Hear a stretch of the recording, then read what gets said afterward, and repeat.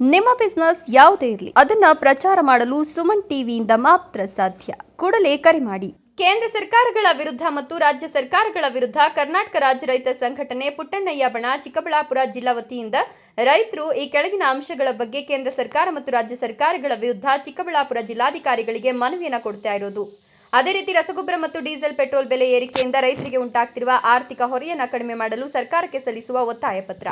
ಗೌರವಾನ್ವಿತರೆ, ರಾಜ್ಯದಲ್ಲಿ ಮುಂಗಾರು ಹಿಂಗಾರು ಹಂಗಾಮಿಗೆ ಸಿದ್ಧತೆ ನಡೆಸುತ್ತಿರುವ ರೈತರಿಗೆ ರಸಗೊಬ್ಬರ ಮತ್ತು ಡೀಸೆಲ್ ಬೆಲೆ ಏರಿಕೆಯು ತೀವ್ರ ಆಘಾತವನ್ನು ಉಂಟು ಮಾಡಿದೆ. ಕಳೆದ ಕೆಲವು ತಿಂಗಳುಗಳಿಂದ ಡೀಸೆಲ್ ಬೆಲೆ ನಿರಂತರವಾಗಿ ಏರಿಕೆಯಾಗ್ತಿರೋದ್ರಿಂದ ಟ್ರ್ಯಾಕ್ಟರ್ ಉಳುಮೆ, ನೀರಾವರಿ ಪಂಪ್ಸೆಟ್ ಬಳಕೆ ಮತ್ತು ಬೆಳೆ ಸಾಗಾಣಿಕೆ ವೆಚ್ಚವು ದುಪ್ಪಟ್ಟಾಗಿದೆ.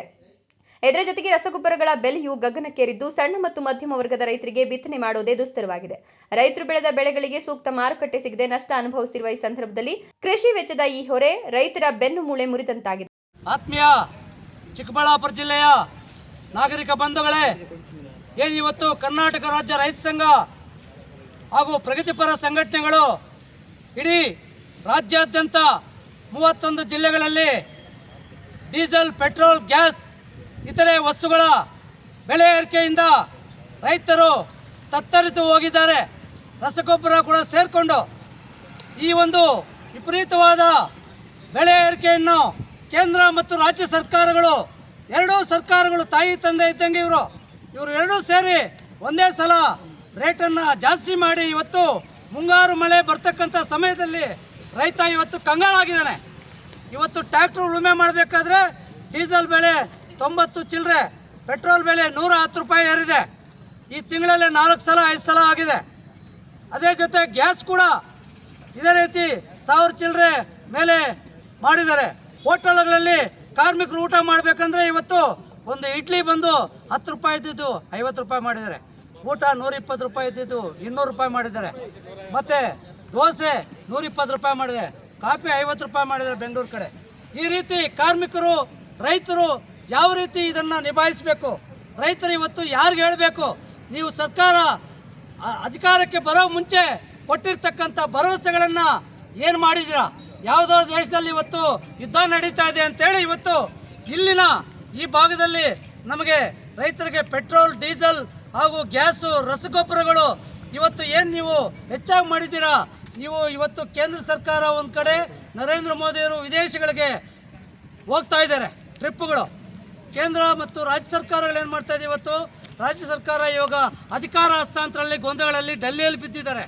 ಆದರೆ ಇವತ್ತಿನ ಪರಿಸ್ಥಿತಿಯಲ್ಲಿ ಹೋಟೆಲ್ಗಳ ಮಾಲೀಕರು ಇವತ್ತು ಹೇಳ್ತಾ ಇದ್ದಾರೆ ಸ್ಪಷ್ಟವಾಗಿ, ಒಂದು ಇಡ್ಲಿ 50 ರೂಪಾಯಿ, ಮಸಾಲೆ ದೋಸೆ 120 ರೂಪಾಯಿ, ಊಟ 120, 200 ರೂಪಾಯಿ. ಈ ರೀತಿ ಕಾರ್ಮಿಕರಿಗೆ ತೊಂದರೆ ಆಗ್ತಾ ಇದೆ. ರಸಗೊಬ್ಬರ ಬೆಳೀತಕ್ಕಂಥ ಸಂದರ್ಭಗಳಲ್ಲಿ ರೈತರು ಉಳುಮೆ ಮಾಡ್ತೀವಿ, ಇವತ್ತು ಬಿತ್ತನೆ ಮಾಡಬೇಕು. ಈ ಬಿತ್ತನೆ ಮಾಡ್ತಕ್ಕಂಥ ಸಂದರ್ಭದಲ್ಲಿ ಇವತ್ತು DAP ಕೊಂಡ್ರೆ ಇನ್ನೊಂದು ಮೂಟೆ ಕೊಂಡ್ಕೋಬೇಕು, ಇಲ್ಲ ಕೀಟನಾಶಕಗಳು ಕೊಂಡ್ಕೋಬೇಕು. ರೇಟ್ ನೋಡ್ರೆ ದುಪ್ಪಟ ಆಗಿದೆ. ಈ ಒಂದು ವ್ಯವಸ್ಥೆ ಏನಾಗಿದೆ? ನೀವು ಇವತ್ತಂದರೆ ರೈತರ ಮೇಲೆ, ಕಾರ್ಮಿಕರ ಮೇಲೆ ಹೆಚ್ಚಿನ ಹೊರೆಯನ್ನು ಹಾಕಿ ಇವತ್ತು ಜನಸಾಮಾನ್ಯರನ್ನು ಇವತ್ತು ಬೀದಿ ಪಾಳಿಗೆ ತಳ್ತಾ ಇದ್ದಾರೆ. ಇದು ಅನ್ಯಾಯ. ನೀವು ಅಧಿಕಾರಕ್ಕೆ ಬಂದಕ್ಕಂಥ ಸಂದರ್ಭದಲ್ಲಿ ನರೇಂದ್ರ ಮೋದಿ ಅವರೇ, ನೀವು ಹೇಳಿದ್ದೇನು? ರೈತರ ಒಂದು ಆದಾಯವನ್ನು ದುಪ್ಪಟ್ಟು ಮಾಡ್ತೀವಿ ಅಂತ. ಇದು 14ನೇ ವರ್ಷ, 13ನೇ ವರ್ಷ ಇವತ್ತು ನಡೀತಾ ಇರೋದು. ನೀವು ಹೇಳಿ 13 ವರ್ಷಗಳಾಗಿದೆ. ಯಾವುದೇ ಒಂದು ದುಪ್ಪಟ ಅಲ್ಲ, ಒಬ್ಬ ರೈತರು ಕೂಡ ಯಾವುದೇ ಸಹಾಯ ಮಾಡ್ತಾ ಇಲ್ಲ. 2000 ರೂಪಾಯಿ ಕೊಡ್ತಾ ಇದ್ದಾರೆ, ಅಷ್ಟು ಬಿಟ್ಟರೆ ಬೇರೆ ಯಾವ ರೈತರು ಉದ್ಧಾರ ಆಗಿಲ್ಲ. ಇದರಿಂದ ರೈತರು ಇವತ್ತು ಬೆಳೆಯನ್ನು ಮಾಡೋದಕ್ಕೆ, ಬಿತ್ತನೆ ಮಾಡೋಕ್ಕೆ ಭಯ ಬೀಳ್ತಾ ಇದ್ದಾನೆ. ಖರ್ಚು ಎಷ್ಟಾಗುತ್ತೆ? ಇವತ್ತು ಟ್ರ್ಯಾಕ್ಟ್ರ್ ಉಳುಮೆ ಮಾಡಬೇಕಾದ್ರೆ, ಇವತ್ತು 1 ಎಕರೆ ಉಳುಮೆ ಮಾಡಬೇಕಾದ್ರೆ ಎಷ್ಟು ಖರ್ಚು ಬರ್ತದೆ? ಡೀಸೆಲ್ ರೇಟ್ ಈ ರೀತಿ ಇದೆ, ಮತ್ತು ಬಿತ್ತನೆ ಬೀಜ ರೇಟ್ ಈ ರೀತಿ ಇದೆ, ಕಳಪೆ ಬೀಜಗಳೊಂದು ಕಡೆ, ರಸಗೊಬ್ಬರಗಳ ರೇಟ್ ಒಂದು ಕಡೆ. ಅಧಿಕಾರಿಗಳು ನೋಡಿದ್ರೆ ಯಾವುದೇ ರೀತಿಯಾದ ಸ್ಪಂದನೆ ಮಾಡ್ತಾ ಇಲ್ಲ ಅಧಿಕಾರಿಗಳು. ಇವತ್ತು ಈಗ ನಮ್ಮ ಇಲಾಖೆ ಇರ್ತಾರಲ್ಲ, ಕೃಷಿ ಇಲಾಖೆಯವರು. ಆದ್ದರಿಂದ ರೈತರ ಹಿತದೃಷ್ಟಿಯಿಂದ ಈ ಕೆಳಗಿನ ಬೇಡಿಕೆಗಳನ್ನು ಈಡೇರಿಸಬೇಕಾಗಿ ಒತ್ತಾಯ. ಈ ಕೆಳಗೆ ತಿಳಿಸಿರುವಂತಹ ಬೇಡಿಕೆಗಳು ಈಡೇರದೇ ಇದ್ದ ಪಕ್ಷದಲ್ಲಿ ರಾಜ್ಯಾದ್ಯಂತ ಪ್ರತಿ ಜಿಲ್ಲೆಗೂ ಉಗ್ರವಾದ ಹೋರಾಟ ಮಾಡ್ತೇವೆ ಅಂತ ತಿಳಿಸಿರ್ತೇವೆ. ಈ ಕೆಳಗಿರುವಂತಹ ಬೇಡಿಕೆಗಳು: 1. ರಸಗೊಬ್ಬರ ಬೆಲೆಗಳನ್ನು ಕೂಡಲೇ ಇಳಿಸಬೇಕು. ರೈತರಿಗೆ ನೇರ ನಗದು ವರ್ಗಾವಣೆ, DBT ಮೂಲಕ ಹೆಚ್ಚುವರಿ ಸಹಾಯಧನ ಒದಗಿಸಬೇಕು. 2. ಕೃಷಿ ಚಟುವಟಿಕೆಗಳಿಗೆ ಅನುಕೂಲವಾಗಂತೆ ಡೀಸೆಲ್ ಅನ್ನು ರಿಯಾಯಿತಿ ದರದಲ್ಲಿ ವಿತರಿಸಬೇಕು. 3. ರೈತರು ಬೆಳೆದ ಬೆಳೆಗಳಿಗೆ ಸ್ವಾಮಿನಾಥನ್ ಆಯೋಗದ ಶಿಫಾರಸಿನಂತೆ ವೈಜ್ಞಾನಿಕ ಬೆಂಬಲ ಬೆಲೆಯನ್ನು ನಿಗದಿಪಡಿಸಬೇಕು. 4. ಸಮಸ್ಯೆಯ ವಿವರ: ರಸಗೊಬ್ಬರಗಳ ಬೆಲೆ ಏರಿಕೆ ಮತ್ತು ಡೀಸೆಲ್ ದರ ಹೆಚ್ಚಳದಿಂದಾಗಿ ಕೃಷಿ ಉತ್ಪಾದನಾ ವೆಚ್ಚವು ಗಣನೀಯವಾಗಿ ಹೆಚ್ಚಾಗಿದೆ. ರೈತರ ಮೇಲಿನ ಹೊರೆ: ಉಳುಮೆ, ಬಿತ್ತನೆ, ಕೊಯ್ಲು ಮತ್ತು ಸಾಗಾಣಿಕೆಗೆ ಡೀಸೆಲ್ ಅಗತ್ಯವಾಗಿದ್ದು ಬೆಲೆ ಏರಿಕೆಯಿಂದ ರೈತರು ಸಾಲ ಸುಳಿಗೆ ಸಿಲುಕ್ತಾ ಇದ್ದಾರೆ. 6 ಬೇಡಿಕೆಗಳು. ರಸಗೊಬ್ಬರಗಳ ಮೇಲಿನ ಇತ್ತೀಚಿನ ಬೆಲೆಯನ್ನು ಇಳಿಸಬೇಕು ಅಥವಾ ರೈತರಿಗೆ ಹೆಚ್ಚುವರಿ ಸಬ್ಸಿಡಿ ಸಹಾಯಧನ ನೀಡಬೇಕು. 7 ರಸಗೊಬ್ಬರಗಳ ದರ ಇಳಿಕೆ ಮತ್ತು ಸಬ್ಸಿಡಿ. ಬೆಲೆ ಏರಿಕೆಯಿಂದ ರೈತರಿಗೆ ಆರ್ಥಿಕತೆ ಕಡಿಮೆಯಾಗ್ತಾ ಇದ್ದು ರಸಗೊಬ್ಬರಗಳ ಮೇಲಿನ ಸಬ್ಸಿಡಿಯನ್ನು ಹೆಚ್ಚಿಸಿ ರೈತರಿಗೆ ಕೈಗೆಟುಕುವ ದರದಲ್ಲಿ ಗೊಬ್ಬರ ಸಿಗುವಂತೆ ಮಾಡುವುದು. 8 ಕಡ್ಡಾಯ ಲಿಂಕ್ ಪದ್ಧತಿ ಕಡಿವಾಣ. ರೈತರು ತಮಗೆ ಬೇಕಾದ ಗೊಬ್ಬರಗಳನ್ನು ಕೇಳಿದಾಗ ಡೀಲರ್ಗಳು ಕಡ್ಡಾಯವಾಗಿ ಬೇರೆ ಗೊಬ್ಬರಗಳು ಅಥವಾ ಕೀಟನಾಶಕಗಳನ್ನು ತೆಗೆದುಕೊಳ್ಳಬೇಕು ಅಂತ ಒತ್ತಾಯಿಸುವುದನ್ನು ತಡೆಯಬಹುದು. 9 ಕಾಳಸಂತೆ ಮತ್ತು ಕೃತಕ ಅಭಾವ ತಡೆ. ಗೊಬ್ಬರದ ಕೃತಕ ಅಭಾವ ಸೃಷ್ಟಿಸಿ ಕಾಳಸಂತೆಯಲ್ಲಿ ಮಾರಾಟ ಮಾಡೋರ ವಿರುದ್ಧ ಕಠಿಣ ಕಾನೂನು ಕ್ರಮ ಕೈಗೊಳ್ಳಬೇಕು. 10 ಕೃಷಿ ಚಟುವಟಿಕೆಗಳಿಗೆ ರಿಯಾಯಿತಿ ದರದಲ್ಲಿ ಡೀಸೆಲ್ ಪೂರೈಸಬೇಕು.